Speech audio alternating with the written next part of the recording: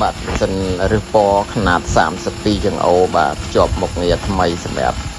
យកទៅធ្វើម្លិះក្រហមបាទអញ្ចឹងយើងអាច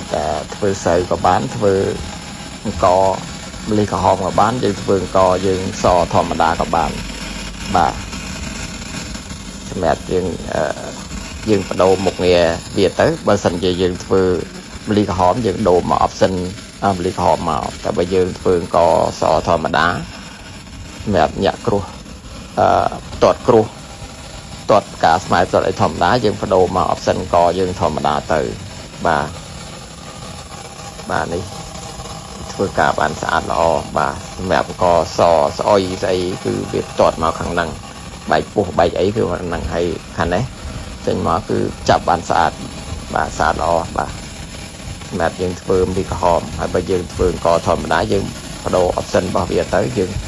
មកធ្វើអង្គធម្មតាទៅបាទ